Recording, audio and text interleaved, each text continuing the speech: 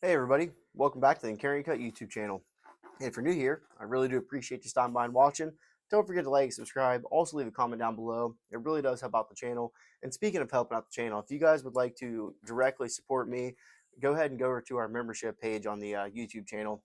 We did finally get channel memberships on the actual, the channel itself. So that really is a big help. All the proceeds go directly back into the channel to buy new knives and new equipment to hopefully make the quality and the content better for you guys. And we are also going to be doing some channeled exclusive membership giveaways. So knife giveaways on there. So that's going to be really exciting once we get a couple more memberships rolling in. And we're going to be doing some really cool stuff with that. Plus, we have a 2,000 subscriber giveaway coming up really soon. So that is going to be really exciting too. I think I got 2 or 3, maybe even 3 knives going to be given away. So be on the lookout for that one. We're going to be inching up closer and closer every day. So I really do appreciate all the support. All the new subscribers means the world to me. So this knife was sent to us by my good buddy, Jimmie Crowe. Jimmy, really do appreciate that. He has helped me out tremendously in the, this whole time this channel has been a thing. He was the one that really got me started. Sent me a whole entire slew of knives. So a lot of the knives on the channel in the past and even now are going to be coming from Jimmie Crowe. So this channel wouldn't be possible without him and other great people in the community sending me stuff. So all right, let's go ahead and get right on into this thing. We are going to be looking at the Vosteed Mini Nightshade. If you guys are not actually, not not interested, but if you guys have not seen this knife yet, I don't know what word I was looking for there, or familiar, there you go. If you guys are not familiar with this knife, this kind of, I want to say, made some kind of a shockwave in the community. At least I was really interested in this blade shape. It was just something that I have never seen before. This shilling type of blade, I think that's what the actual blade style is called. It's really like a leaf shaped blade, but it's, canted forward. I think that's the kind of word you're looking for. It's the tip is pointing down and the handle, kind of forces you to hold it that way. So really cool, really good for gathering material. I'm pretty sure this knife style, this blade shape was originated in China or something like that for, I'm assuming like farmers or something, being able to gather material really efficiently. This, the beautiful thing about this knife is, the tip is going to be farther back than the actual tang of the blade. So it's going to be forcing material back towards you, and it's not going to be able to slip out as easy. So really cool, really good gatherer type of knife, I guess you could say. This is a smaller knife, as it being the mini nightshade. It has a really small stature and overall size. Up to my hand right there. It's going to be pretty much, size of my hand. So it's really not too bad overall. I can still get 4 fingers on this knife, even despite it being a mini knife. And the mini thing, it's kind of struggle with that sometimes. It is small, not a medium-sized knife by any stretch of imagination, but it's not tiny. When you're thinking of a mini knife, I think of something like the mini Labrador from Vosteed. That was one that really caught me off guard of how small it was. The TRM Holy Nerd, it's going to be a exceptionally small knife, even smaller than this one here, but I still do like it. I can still get a 4-finger grip on this one too, but that's for another video there. But yeah, that is a smaller knife, but it does excel in a lot of categories. So we're looking at 14C, 28 in the blade steel. If you guys, everybody should know that one by now. 14C is a really good budget steel in my opinion. Takes a really keen edge. Of course, it is stainless and really tough too, and has really good edge retention. So 14C is a really good, really good performer for the price that you're getting into. So this knife is going to be retailing at $60. And like I said, you're getting the 14C 28 blade steel. You got gray G10 on the actual handle material. We do have so this knife that does have the gray G10 on that. So I had to do a little bit of a cut there. But gray G10 on the handle material. Crossbar lock, 14C 28N. This is a really cool knife to get into.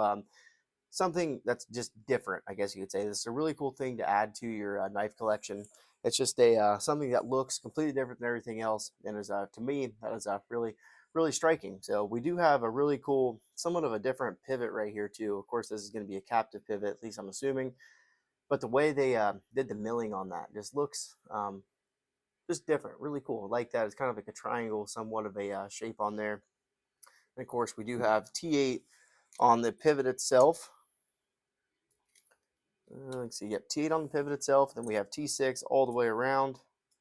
Yep, T6 on the pocket clip, T6 on all the body screws, and we do have a really nice, of course, steel folded over deep carry clip on there. We do have flush knotted screws on the actual clip itself. It is not inset down into the G10, but that is not a deal breaker for me. And this is almost like a contour. It has a slight contour on it. If you guys can't really tell from that angle right there, but it does feel really nice in the hand. I do love how thin it is. It's slim, really easy to keep in hand. I wouldn't say it's like something you'd slip in your pocket and forget about it, but it's still just a really good ergonomic overall design. And we do have a crown spine on this knife, so that is something that you don't normally see in this kind of price category. That is something that's more of like a higher tier, higher end kind of thing, and it really does give you like some sort of sense of elegance, I guess you could say. And that is something that you see on a lot of Italian made knives and stuff like that, that crown spine. But I'm definitely welcome to it. And this is something that I have never seen before. So just really cool. It's different, just gives you different sort of experience and a really cool feel on it. You know, I don't know if you would need some jimping up here or anything like that. I don't think that's going to be any sort of deal breaker, but we do have some jimping right here on the overall, on the actual access locking, the cage, I guess you could say, what holds the access lock. Not this is a crossbar locking knife, not access lock. Of yeah, but so that crossbar locking style. We do have the stainless steel liners going pretty much this much of the length of the knife right there for the actual crossbar locking cage. But the rest of it, we do have solid G10. It's doesn't have any internal weight relieving like anything like that. But they do have, it looks like there's some sort of inserts that they put into the actual G10 itself to you know, be able to mount your clip screws in there. So that's really cool. We do have a lanyard attachment point right there for all you out there that do like lanyards. This can be, of course, your clip can be mounted on the left side. That is a beautiful thing about crossbar locks. They are pretty ambidextrous. It's going to be the same thing on the either side. So whatever you would like to do, if you're a lefty out there, you're getting some lefty love. So why don't we go ahead and do some overall specs on this thing. Let's go and get a weight first. This thing does feel incredibly light in the hand. So we are looking at 1.8 ounces.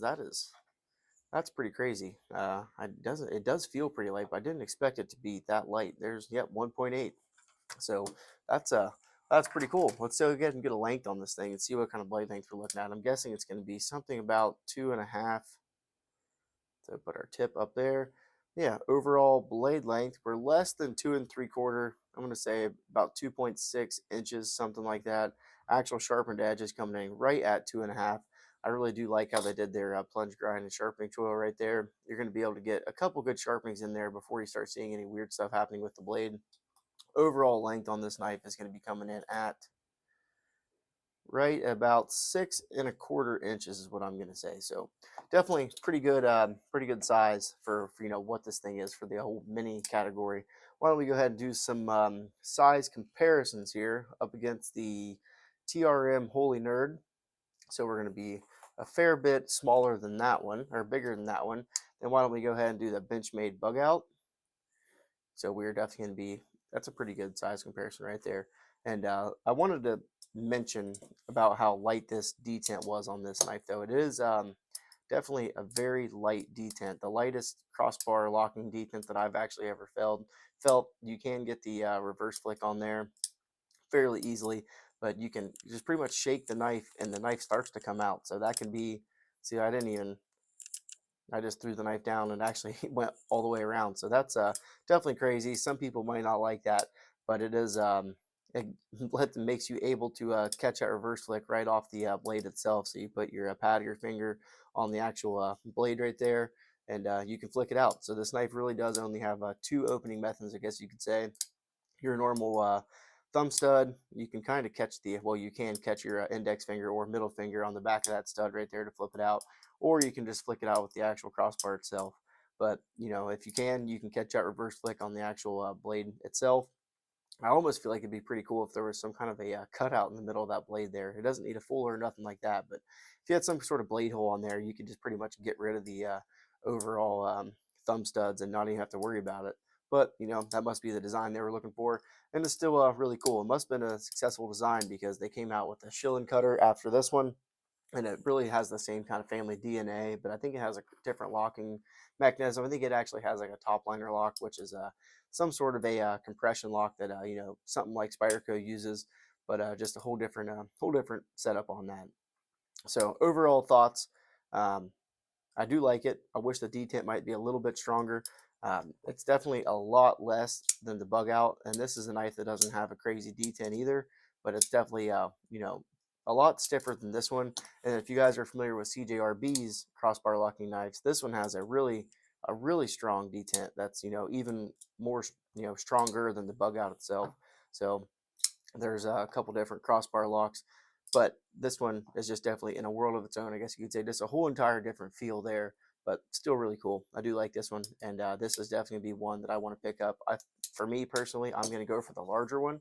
I think that would be a just the normal Vosteed nightshade be something that I would be getting into, but still really cool. And I really do appreciate Jimmie Crowe sending this thing over for me. So make sure you guys go ahead and check him out on Instagram. His link will be down in the description below.